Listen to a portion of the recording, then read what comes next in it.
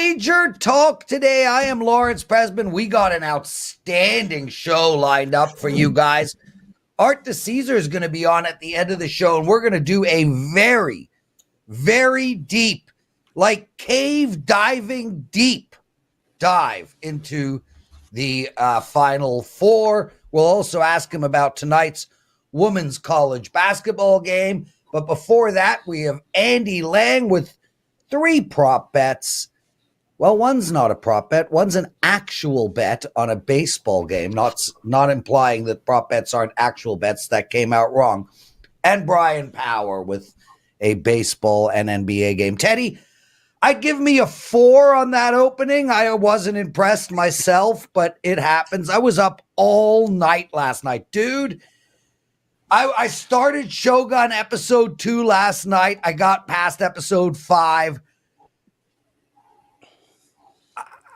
I think it might be the best show I've ever seen in my life. The writing is so crisp.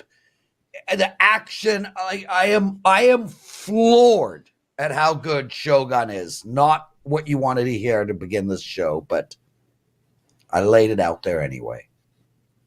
It's a good book. Okay. That's all I got for you.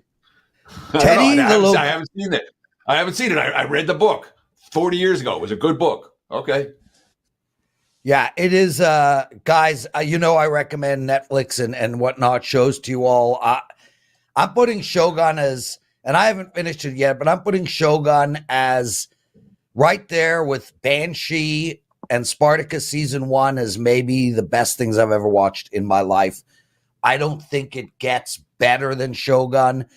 Andy Lang, have you had the pleasure of starting Shogun yet? I have not. We can add that to the list of things to watch. There is no list. There is no list. It is number 1. I need you to start it right now. Guys, Andy Lang will no longer be on the show today. He has got a date with Shogun. Andy, in all seriousness, I had a meeting about you, and I'm going to tell everybody what I said. I said, with no disrespect to all the youngins in this industry, I believe that you're at the top of this game. I think that I think that there's probably no one better in regards to where sports betting is going with the prop bets, with the regular bets than you are. I said this, in all seriousness, I said this to Rick a few days ago. Man, we are lucky to have you. Thank God you're not negotiating a new contract with us, so I would not say any of these things. But it does not get much better than you, bro. Thanks for being on the show. I appreciate it. I really do believe in evolving and trying to get involved as getting ahead of the markets, and it's worked really well. We're having a great year. Number 1 in NHL, up 59 units. And we're always excited to bring new markets and new bets to the table. So I appreciate the kind words. Hopefully we keep cashing this weekend. Teddy? Yeah, of course, all that stuff is rear view mirror. It's not about what you've done. It's what are you going to do? And let's start today. And that's the truth of it in our business, dude. Yeah, I've been running great. Oh, I lost last night. Well, you suck. That's just how it works. So let's talk some MLB for today. Early start action in Detroit, the Motor City. We've got the Tigers minus 230. I'm seeing minus 240, minus 250 on the WagerTalk live odds screen. Total sitting at 7.5 against the Oakland A's. Everyone wants to bet against the A's, but can the Tigers win today, and can they win by margin? Yeah, I'm trying to figure out if this is a square bet just fading Oakland, but man, is it hard to find anything nice to say about Oakland. I mean, it's the whole team and franchise is in complete disarray. So you've got that huge cloud hanging over their head. And then on the field, they've just been terrible. 1-6 to start the season, 5 of those losses by the run line. So I'll take them on the run line today. They've been outscored 44-14 this season. I was looking at their stats. They have 15 RBIs and 70 strikeouts. it's not going well for them. Sears is going for them pitching. His first game, 3.2 innings, 6 hits, 5 earned runs. Skubal's going for Detroit, 6 innings, 3 hits, no runs. Detroit is 5-1 to start the year. And this price is hovering around this minus 118, minus 120. It's an early game, so if you're going to get it in, make sure you realize it's 1:10 p.m. Eastern time, I believe, is a start time. So I don't know how much longer we're going to get great lines on Oakland if they keep losing. So I kind of feel like it's a good time to just keep fading Oakland for the time being. And if the line moves in the next week or so, if they keep losing these games, we'll look back and say, well, at least we're able to get them good value. So I'll keep fading Oakland today. So I made a case for the Red Sox against the A's, and my concept was let's bet against Oakland at home. You know, that home, there's no home field edge whatsoever for this team. And there was no home field edge whatsoever for them last year on this field, and it obviously showed. And if I'm going to play Oakland, I'm going to play them on the road. I'm never going to play them at the Coliseum. Is there a chance that this team off to the miserable start goes on the road and finds something? Or should we just bet against Oakland every single game until proven otherwise? Well, they're not gonna only win like 5 games this entire year. So I think we've got a small window. They're going to at least start winning some games at some point, but we just haven't seen any signs of it. You look at some of the numbers and you would like to say, like, can you give us some indication that you're starting to play well? Can you give us a little pitching, little hitting numbers, any inkling? So I think we keep playing them. I think we keep playing against them. And if they keep losing and they get to this 1-11 and 1-12 or 2-15 mark, then you may start going, you know what, there's going to be some value on them. But for right now, as bad as their season has started, they're a play against. I can't see playing on them even on the road. Andy Lang joining us, everyone. Justin Boom 07 listening to us on Instagram. I use Instagram for other things. I can't discuss that. My friend follows about 4,000 beautiful women. But anyway, Justin Boom writes, who are you guys taking in the Iowa-UConn game? We're not – listen, Justin, I actually asked both Teddy and Andy before we came on the show if they had anything for us on this game. Obviously, I wanted to take it, and the answer was no. And Teddy discussed this earlier this week, the stay in your lane concept. I don't think – and I could be wrong, but I don't think we have any bettors over at WagerTalk or Sports Memo that are betting the women's college basketball.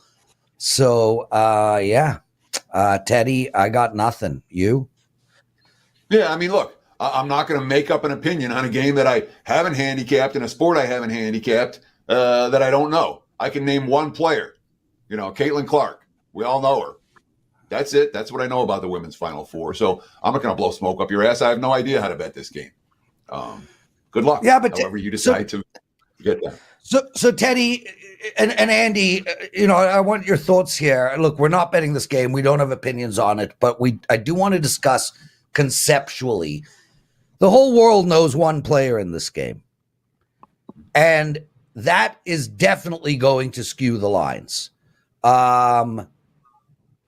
I would assume that there's value against her, but she's proven us wrong week in, week out.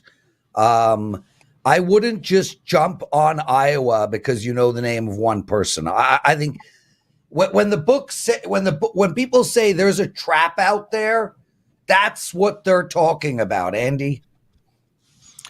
Yeah, well, I will tell you, we did a lot of women's college basketball last season, but the fact is the lines haven't been available throughout most books for the regular season. So they've only been putting up the best teams. So this is not a market that you could get a lot of action down, and there's not a lot of track record of it. So we did a lot of women's college basketball last season. We haven't done it this season just because it's been harder to get action down. So I would say that it's pretty tough to handicap this sport, and there are just much better opportunities on this one. The line seems to be dialed in pretty good.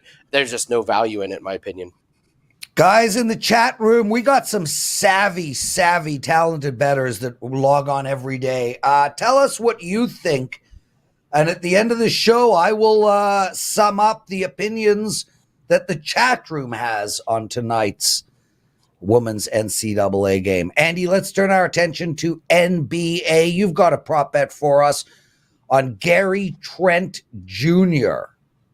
Tell us. Yeah, this might be the only way you can bet on the Toronto Raptors here, but he's been smoking this points, rebounds, and assist total. They have it at 20.5, and he's about the only positive thing you could say about this team. As bad as Toronto has been, and they're pretty open about tanking for their draft pick. He's gone over this in 9 straight games. His total's 20.5.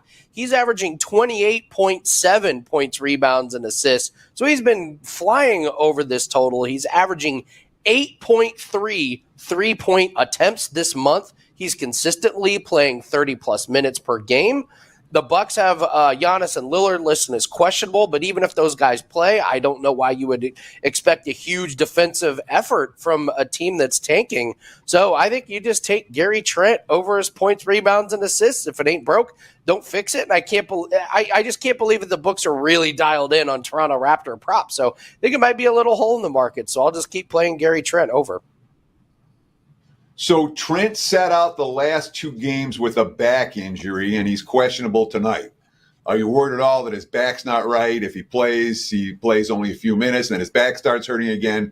I mean, it doesn't look like the type of game where the Raptors are likely to be competitive, even against struggling Milwaukee. No team in the league has tanked more than the Raptors over the course of the last month.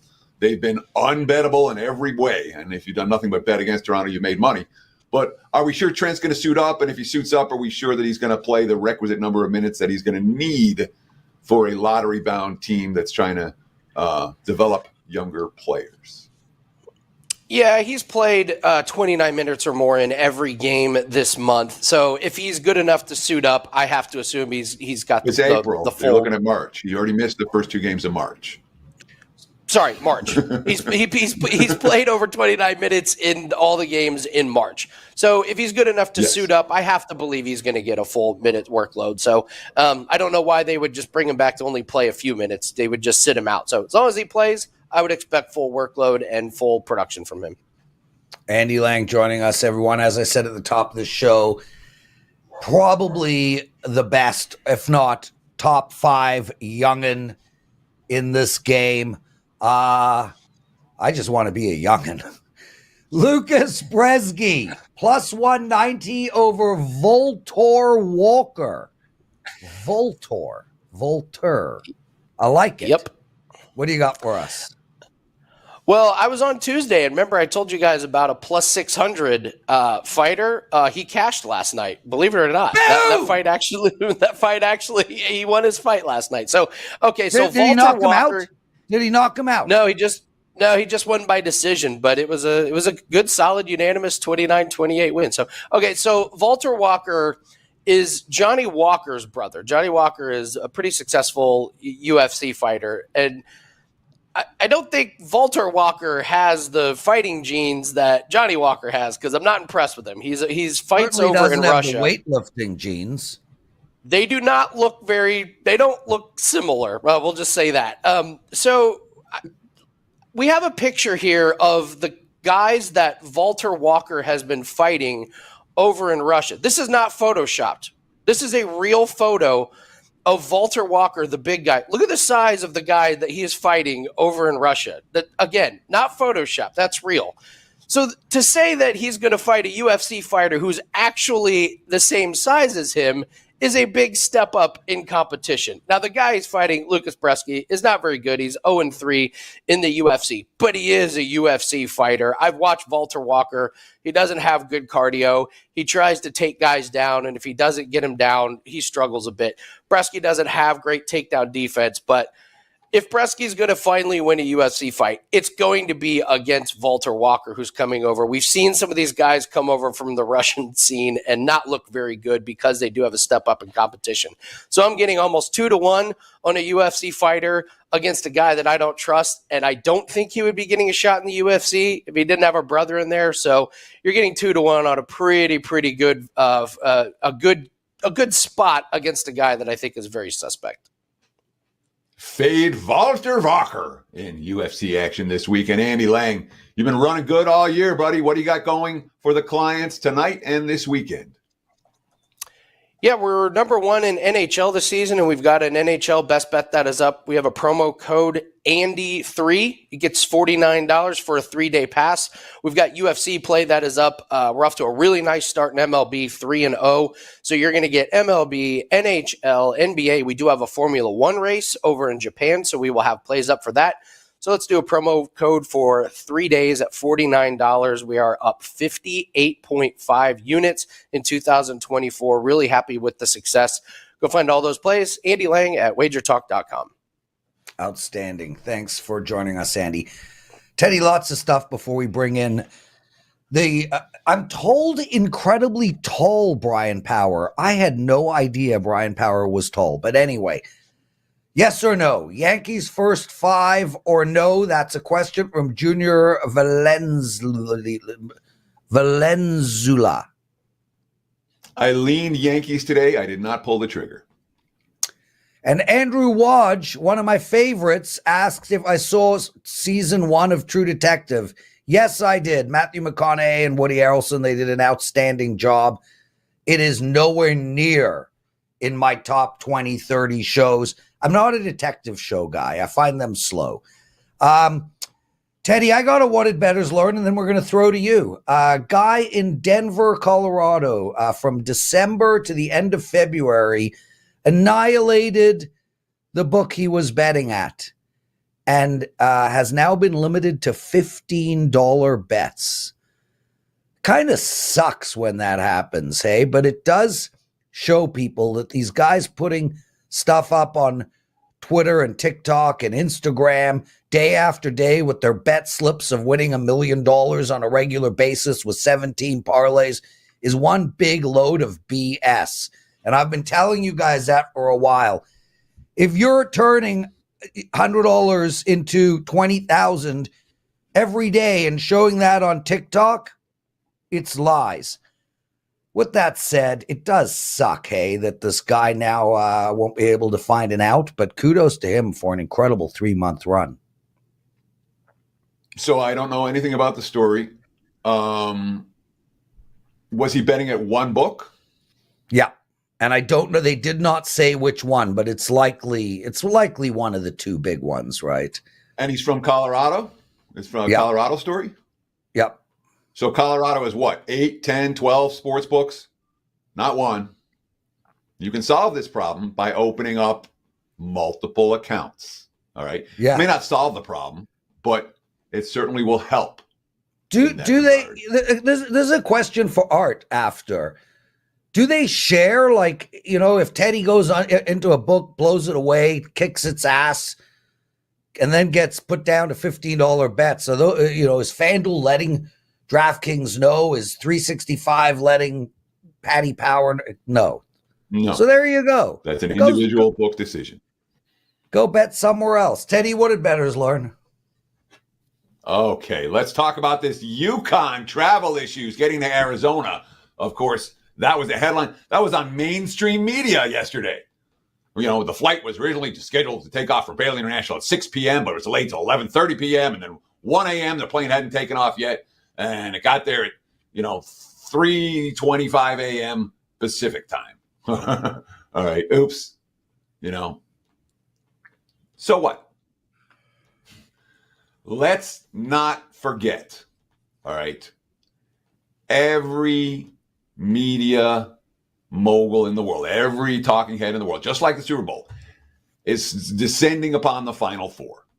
They all need stories. They need stories every day. And this is the story for today.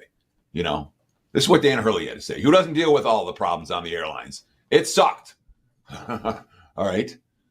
Then Hurley said, quote, listen, these guys were getting in a van, driving 14 hours to the Peach Jam, playing 2 hours later, talking about the grassroots basketball back in high school. There's no excuse. Shit, I was driving a mini cheese bus to prep school games not too long ago. We're in the Final Four here, man, with a chance to advance and repeat as national champions, make history. We're way past that shit. That's why God made caffeine. When we try to talk about what the issues are for UConn here, all right, is this potentially going to be an issue? All right. My theory is always that every team gets tested in the tournament at least once. It's hard to go 6-0 ATS and win the title as one of the higher seeds. UConn did that last year. And they haven't truly been tested in this tournament either. Every win's by 13 points or more. They're 10-0 against the spread at this tourney over the last 2 years. So if Bama tests them, they're going to say, oh, it was the travel issues. Look, they got in Thursday morning. The game is Saturday night. These are kids, not adults. If you're going to quantify how much the travel issue is worth, I guess you have a choice. It could be worth a half point or it could be worth nothing. In my opinion, in this bettor's opinion, the travel issues, stuff for people to yap about from a point spread perspective, half point at the most. And I'd call it worth a big fat 0. That's what I learned last night, Lawrence. Back to you, my friend. Teddy, before we bring Brian Power on, and Brian is going to talk one baseball bet and one NBA bet, and Art DiCesare will be on after that. I told everybody that I would alert, we've been discussing Bitcoin for many years. I'm selling half my Bitcoin next week. So I've told you all I would let you know when I'm going to sell, and I'm selling half. Now, I want to tell you why I'm selling that half. And it's a very, very important discussion, and it's important to do when you're investing money. I think Bitcoin's going to go up. I think I'm selling it at the wrong time. I think from a strictly financial perspective, we got the halving coming up around April 20-something, and then we're going to have a 4-month run, and I'm going to lose out on money. So why am I selling it? When you guys invest money in something, you need to have a goal. You can't just invest it and then be like, when do I sell? Is it at the peak? Should I sell now? Should I sell now? Should I sell now? We can never time these peaks. So instead, if you're a day trader, for instance, you're saying to yourself, hey, if I make 3% in the next hour, I sell no matter what. Whether it goes up, whether it goes down, I sell no matter what. Well, I gave myself a goal that when Bitcoin gave me enough money to buy a chalet in Whistler, I would sell.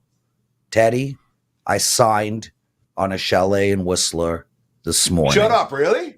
Congratulations, man. That's great. Good for you. And you know what? I'm checking out that place. I've got You're goosebumps. inviting me up there.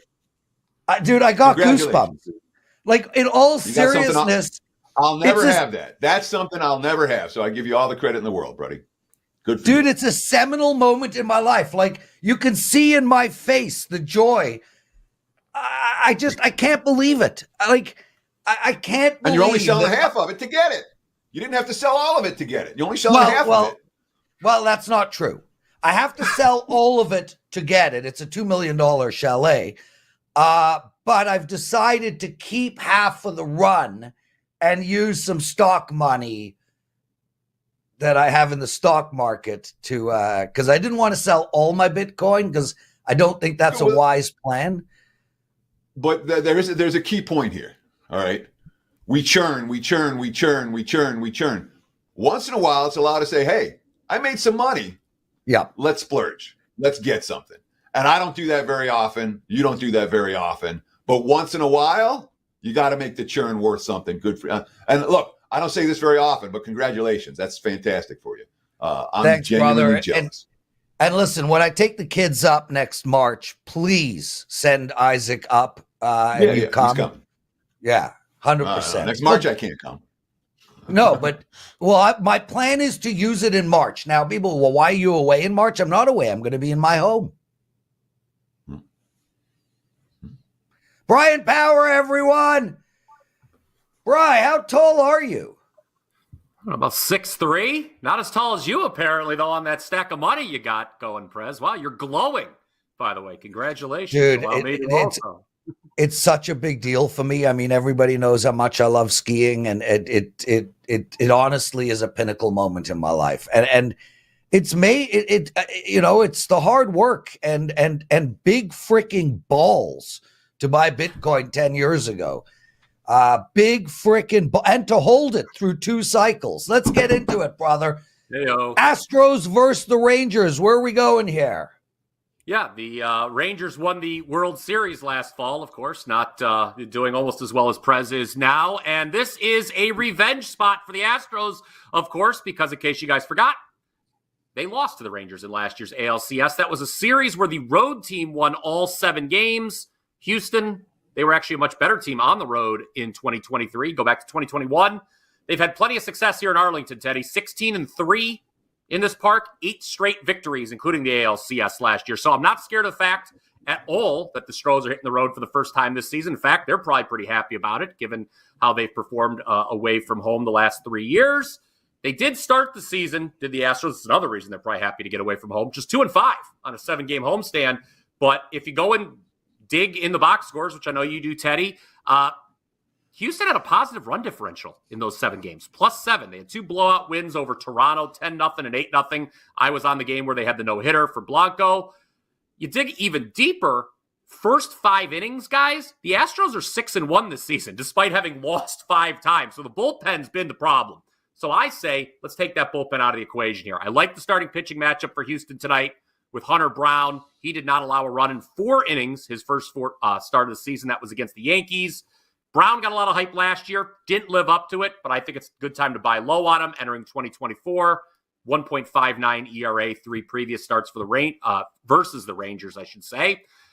Bradford's going for Texas here. He had a good first start too, but he got a lot of run support, so hard to evaluate anything there. It was an 11-2 win over the Cubs. I just think the Astros are better than the record, due for some better results, and if they are to win tonight, I think it's because they do what they've mostly been doing this season, and that is win the first 5 innings. So I will take Houston -0.5 a run, +105 in this one.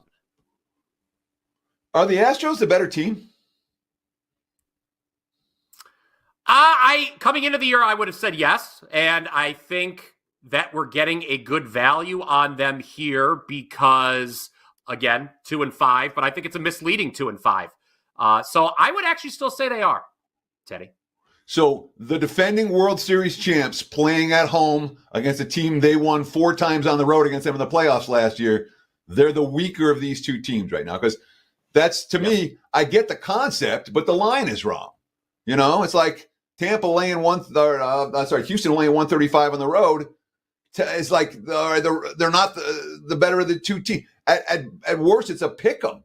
You know, well, and I understand the starting pitching matchup with Brown is a guy that we like sport, but is there value here, legit value on the road favorite? Well, that's why we're cutting the game in half, first 5, right? I mean, again, yeah. I'm not laying the extra juice for the full game, and part of that is the handicap that same price, -135 first 5 and full game. Well, yeah, but I'm laying the half a run, so it's actually a much better value. Yeah, so it's a much better value here. I just think that's the way to attack it because I am nervous about the Astros bullpen. That is their albatross right now. But yes, I know Texas won the World Series last year. They had a lot of things go right for them in that postseason run. They had a huge jump in wins too. Let's not forget where they were at 2 years ago. Texas is a team I circled before the start of the season, Teddy. Regression. As a matter of fact, I would say that about both teams that were in the Fall Classic last October, Texas and Arizona. Wouldn't be surprised if both of them didn't even make the playoffs this year. And that's all I got to say about that. Yeah, Lawrence is muted and trying to talk. Oh, I muted me because I had a sneeze. And yesterday you yelled at me for burping, which I don't do. It was Dan. Dan, you burped on the show yesterday and blamed me. All I know is it came in my ear, dude. Okay. Anyway, Bri, NBA San Antonio Spurs, you got the team total over 104. They're playing the Pelicans. Tell us why. Yeah, so the other night I took a bad team, the Detroit Pistons, doesn't get much worse than them, who were getting double digits, and I played them over their team total. That worked out. It was against the game against the Hawks. Going to try the same thing here with San Antonio. A few things to note about the Spurs, besides the fact they're obviously having a terrible season. But one, they average 112.1 points per game for the year. So by that simple metric, this team total looks a little low to me. 5 ATS wins in a row for San Antonio. They won 3 of those straight up. Only losses were by 4 to Golden State and by 5 to Denver. 5-point loss to Denver. That was their last game. They only shot 40% overall from the field, 13 of 44 from 3, which is bad, and missed 8 of their 16 free throw attempts. Yet they still scored 105 in that game. Earlier I mentioned this is a team that puts up 112.1 points per game. Well, since the All-Star break, there have been only 4 times when they were held under 104. They play with pace. That's good for our cause here. More possessions. Hollinger has his team 3rd in the league in pace of play. San Antonio trailing only the Wizards and Pacers. So again, should be plenty of possessions. That's good for scoring. You go back to that poor shooting I mentioned against the Nuggets. It was mostly Wembanyama. I would imagine he's shooting better than 9 of 29 tonight. But even if there's only moderate improvement, San Antonio actually had 7 guys in double figures in that game, which is a little shocking. You throw in the fact New Orleans gives up 110.1 points per game this season. I think the Spurs go over a low team total tonight. This even hit as low as 102.5 this morning at DraftKings. So I think we're getting a good number here, and I think the Spurs can eclipse the century mark and a few more than that, Teddy, over team total for San Antonio tonight. I worry at all that the Pelicans bring it defensively tonight after losing 3 in a row against better teams than San Antonio. I was tempted by the Spurs tonight, and I kind of talked myself off to play because if ever there's a New Orleans spot, this is a New Orleans spot. They got to go on the highway after this game, and they've had a rough homestand. I'll just leave it at that. Well, I mean, injuries there's major injury concerns here for the Pelicans. Obviously, Ingram's been out. Zion Williamson, he had to leave the last game as well. So that's not going to help New Orleans. I agree. New Orleans is a good basketball team. They're actually 5th in the league in point differential, which is pretty impressive. And, you would think theoretically then they shouldn't be battling for a top 6 spot in the conference.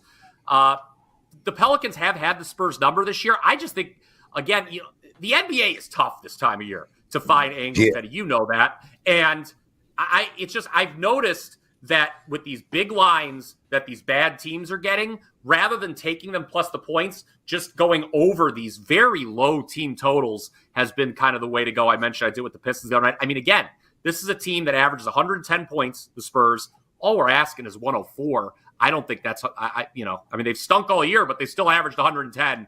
I don't think New Orleans is going to be that good defensively to hold them under the team total tonight. Brian Power joining us. Brian, what do you have to promote for the clients? All right, we're playing both Final Four games tomorrow. That package is currently up 2 for $1, $29. You get the winners of both games there. If I do add anything for today, I will tweet about it. I am going to add a big soccer card for the weekend here within the next couple hours. So check that out. WT.buzz/BP. We hope to have a big weekend and roll right in to the NBA playoffs. It's been a strong regular season, 58%. You go back to last year's finals. So that's where it is. And you know where to find me, WT.buzz/BP. Awesome stuff, Brian. Teddy, real quick, before we get to your big game breakdown, we got another listener, watcher, viewer, Parlay Brian. He's been saying a lot of things in the chat room, and one of the things he writes is, I have 2 young daughters. I'm trying so hard to live the life of a handicapper. Parlay Brian, don't do it. Do not try to make your living as a sports bettor early in your life. Later on, when you've already made some money and you're a little bit more stable, it's a great thing to do. But honestly, this is about supplementing your income, and it's not so much about whether you can win or you can lose. It's about the stress and anxiety of basing your livelihood on watching balls go into nets or pucks hit goalposts or kickers miss field goals. It is truly the most stressful thing you will ever do in your life. Betting should be a supplemental income. Do not try early in your life to take a $10,000 bankroll and think that you'll be able to turn that into a living without killing yourself from a stress perspective. Do you have anything to add there, Teddy? Sure. You already have the kids. Too late. Well, the kids are stressful enough. The whole But, the point is this: like if you're gonna be a sports bettor, say, "All right, I'm gonna be a full-time sports bettor," I would encourage you to do that before you have kids. Once you have kids, there's a different level of income, there's a different level of stress that you're gonna need, and it's gonna be hard to do without a significant bankroll behind you. If you're gonna go small bankroll and try, I did in my early 30s, small bankroll. Let's try to do it. So it's doable, but my living expenses, my monthly nut was like $2,000 a month maybe at that time, nothing, pennies. It's much more than that, obviously, when you have kids.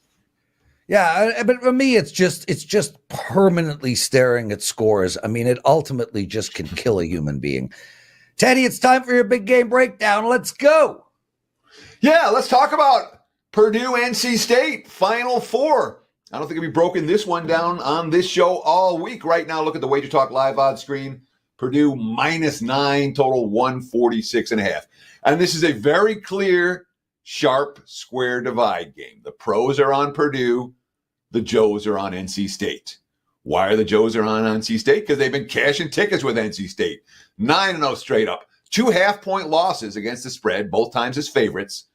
As dogs, they went straight up, +1.5 against Syracuse, +11 against Duke, +2.5 versus Virginia, +10.5 versus North Carolina to win the ACC title, +5 versus Texas Tech, +7.5 versus Marquette, +7 versus Duke in the rematch, +11 versus Duke the first meeting, +7 versus Duke the second meeting, both in theory on neutrals. That shows an adjustment for NC State in the power ratings, +11, +7.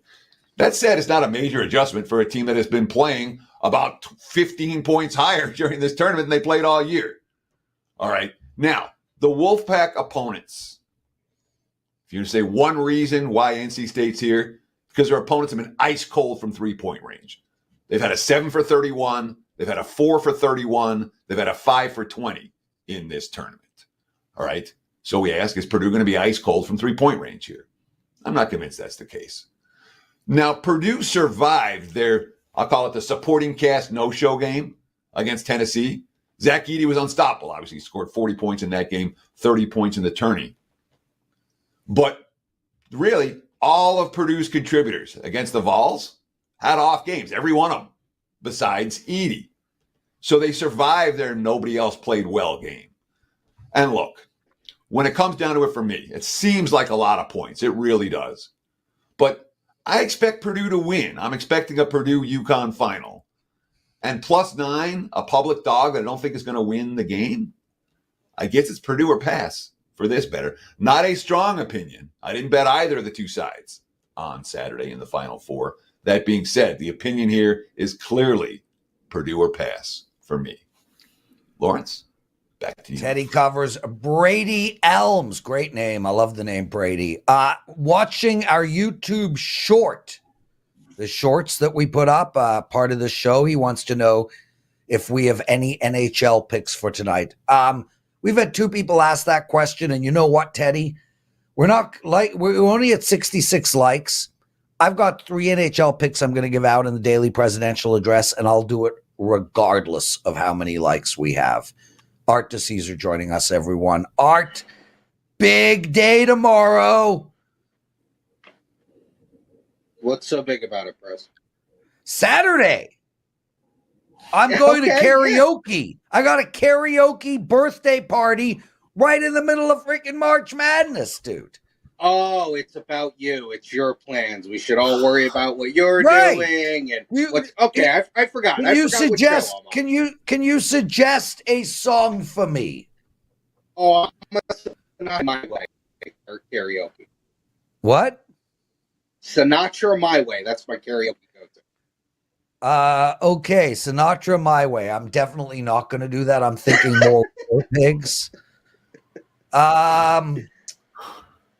Art, let's get into it. Let's start with tonight's college basketball, the female game. Look, the viewership has been insane.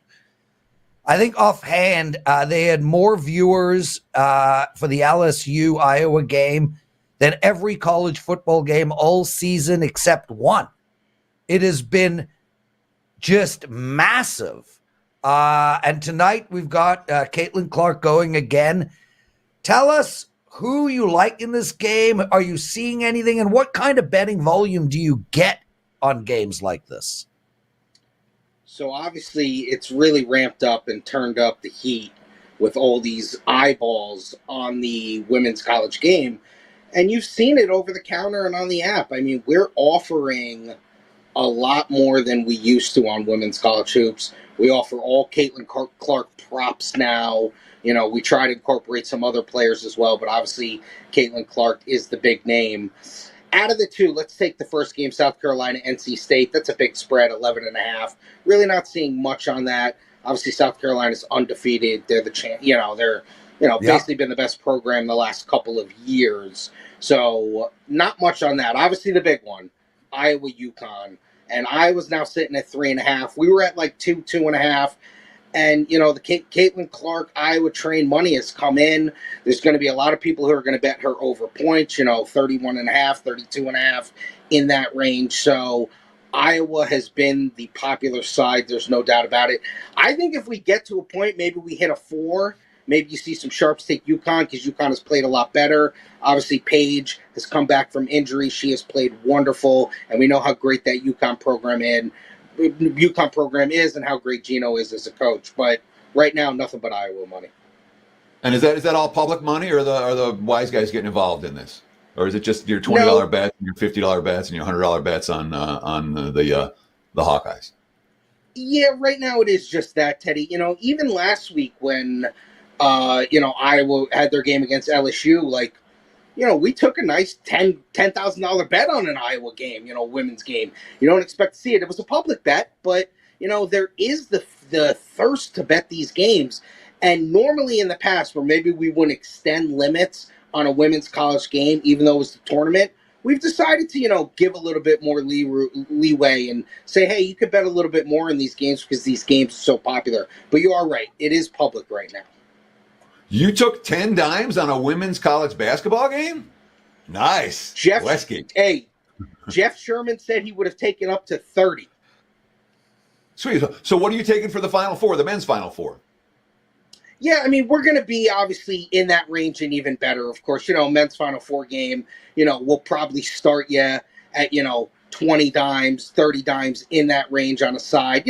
Depending on who you are, what you're asking for, it's always, I don't want to say it's a negotiation, but, we definitely like to extend limits when we get to these bigger type events. And obviously the men's Final Four is going to be no different.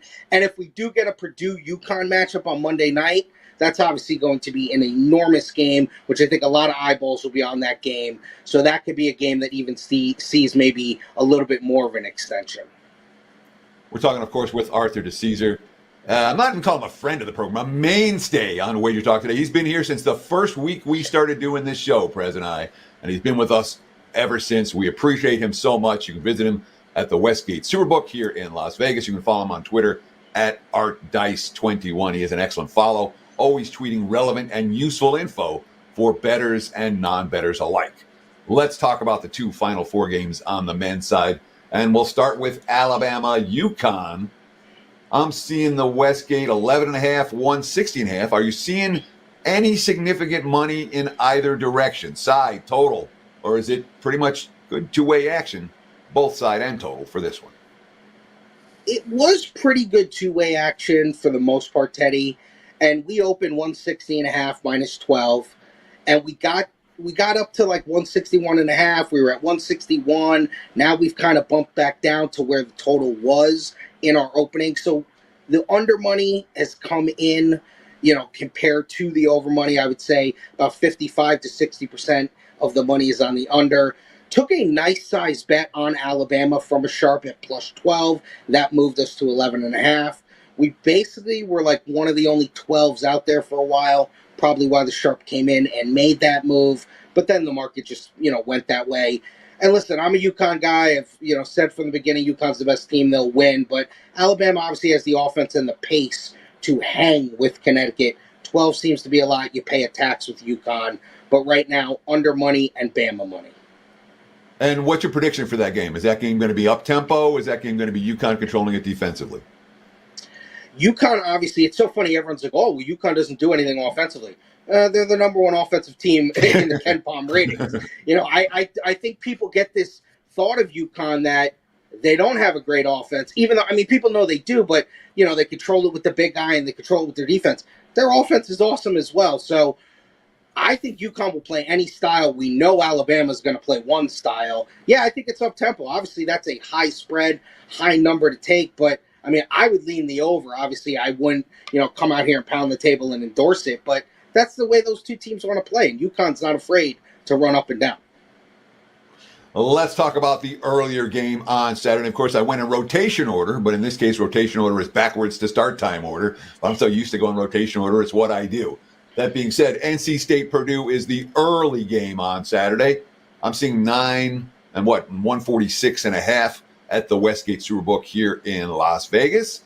And of course, to me, I did a big game breakdown of this game just a few months ago and talked about this as the sharp square divide game of the week. All the pros on, I shouldn't say all the pros, all the Joes are on NC State. Are all the pros on Purdue here? Yeah, Teddy, I heard it, and I'm with you on this. I think this is the square, sharp divide. And, Purdue's been good to bettors through the tournament.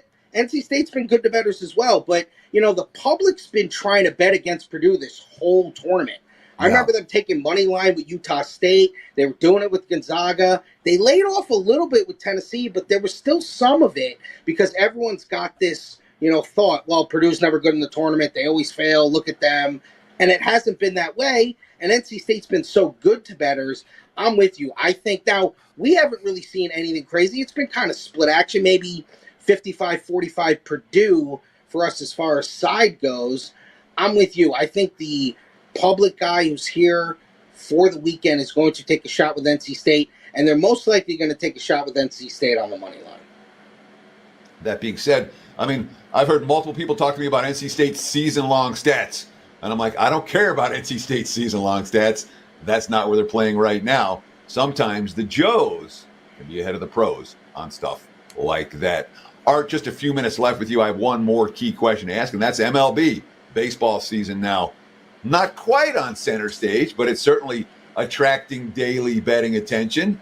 What are you seeing on today's card in baseball action? Who do the pros like? Who do the Joes like? And does Art DiCesare have a pick he wants to share with our viewing audience? Absolutely. A couple of totals. Padres and Giants opened 8. Now we've seen under money come in. Now we're at 7.5. Over -115 to the over. Astros Rangers over money there. Open 9.5. We're now at 10 under -115. And one of the hottest teams in baseball. They come home for their opening day at home. The Pirates, who were 6-1 on the road. Yeah, maybe they didn't play the best teams in the Nationals and the Marlins, but they're attracting some dog money at home, obviously against a really good team in Baltimore. Really nice pitcher, young pitcher in Grayson Rodriguez. But Pittsburgh has seen some dog money come in as a home team. Yeah, I don't want to say, a pick for you to go lay the money with the Yankees in their home opener. It's a big number, and, you never want to do that. But as a Yankee fan, I'll say I think the Yankees are going to be real juiced up at home. That game starts in like 10 minutes, but I think the Yankees are a good play today.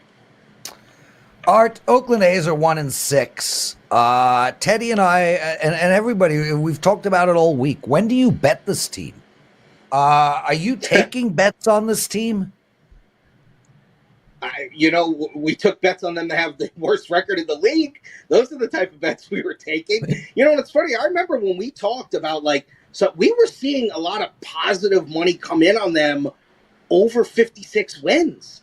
I understand that number is atrocious and people want to just bet the lowest number on the board, but I don't know. They feel like a 45-win team again. Yeah, Teddy. I'm sorry, Prez. I'm with you. It's, teams like them, teams like Florida, teams like the White Sox, teams like the Rockies. It's going to be really hard to find spots to bet them. I'm sure there are going to be some, but, man, tough. Obviously, the White Sox, you'll wait till Crochet pitches and you'll maybe bet on him. But besides that, these bad teams are tough to bet.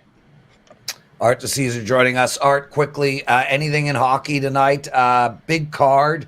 Season's winding down. Insane playoff race in the East.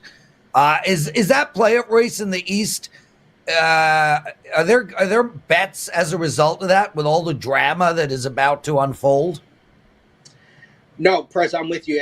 Just for the card tonight, nothing really sharp-wise, but a couple public plays. People are on Vegas in Arizona, and people are on Edmonton at home against Colorado, because obviously Colorado played last night, figuring Edmonton at home is a good play with Colorado on the back-to-back. I'm with you, Prez. This is a crazy race down the stretch. For us, nothing, everything as far as, make the playoffs, all that stuff's closed. We might maybe feel in this last week, maybe we'll open it back up and give you a shot on a couple of teams. There has been some talk about that. Nothing yet, but who do you think's coming out and getting that last spot in the East, Prez? Who do you think? Detroit, New York Islanders, Pittsburgh. I think it's between those three teams, and I think the Islanders are going to get it. Yeah, I'm surprised by Pittsburgh's resurgence here.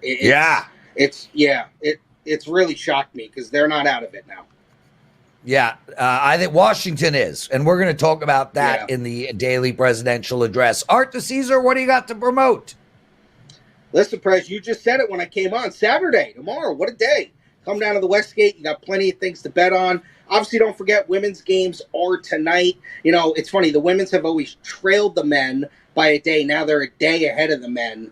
So they play tonight. Obviously, you got the big games tomorrow and all the NBA, NHL, and Major League Baseball you need. Come down, sign up for the app. Still a really great time to get in on the app. And as always, if you have any questions, ask away. Ask for me. We're always willing to help down at the Westgate. Brilliant stuff. What a show, Teddy. Teddy, I know we're running late. Real quick, 100 miles an hour. I woke up this morning. I felt good. I'm in an incredible mood. I find that's important to whether I'm going to have a winning night or not. And I know it makes absolutely no bloody sense. There's no logic to it whatsoever. Do you feel that way? No. I'm grumpy most of the time. It has no effect on whether I win or lose. I forgot. I'm asking a curmudgeon if he thinks his mood swings affects betting, given that he lives in misery and is on a sick freaking run. I know. That's a joke, bro. Yeah, that's a little bit, I'm just grumpy. I'm just a grumpy guy. I'm not a miserable guy. There's a difference. Okay. Dan, are you going to do a presidential address or is it time to go? No, we're doing the presidential address. People asked for hockey, and I got hockey to give them. Okay, guys, time for your daily presidential address. And just to let you know, I'm back rolling in hockey. I've won my last 3 days of hockey betting for my clients. I went 2-0 last night in hockey, and I've got 1 hockey bet up for my clients tonight. Please check that out. As for tonight's actual hockey card, I got 3 bets to give out, and I'm going to go through them super quick. The first one is the Buffalo Sabres, minus 120 against Philadelphia. There are 2 teams that have given away a chance to make the Stanley Cup playoffs. They haven't given them away yet. Philly's still holding on by the skin of their teeth, but they're in the process of giving it away. And same with the Washington Capitals. This Philadelphia team is playing awful hockey, but to be honest, at the end of the year, they got to look back at a successful season regardless. Nobody thought they would even get near the playoffs, and they're holding on for dear lives. Buffalo Sabres, they are rolling right now, playing the best hockey of the season. There is a path for them to get to the playoffs, but it's unlikely. Take Buffalo minus 120. Next game is play against the Washington Capitals. This team held a playoff position all for the last many months. They lost last night to Pittsburgh. They're now out of a playoff spot. They've lost 4 in a row. They've showed no moxie whatsoever. They're playing Carolina. It's a massive number. Take Carolina in regulation and or Carolina on the puck line should be a beatdown. The last game is Vegas against Arizona, and I understand that Vegas is a public play right now, but I want to caution everybody with this Vegas play. This is a bad spot for Vegas. This Vegas Golden Knights team just played Vancouver, Minnesota, and Winnipeg, all teams that they're either chasing or being chased by in the standings. They won all 3 games. Now they play one of the worst teams in the league. And normally I would say this is a terrible spot for Vegas. I just think that Arizona's quit. I think Arizona's given up. I don't see Arizona winning this game. So when you bet this Vegas game, I insist you do it in regulation, because don't play the juice. If Vegas wins tonight, it's not going to overtime. So I like Vegas and reg, Carolina and reg, and Buffalo. Teddy, the show went late today, but it was a great one. Please take us home. Enjoy the games. Best of luck with your wagers. We'll be back with another edition of Wager Talk Today, Monday, 9 a.m. Pacific Time, noon Eastern. Enjoy. Good luck.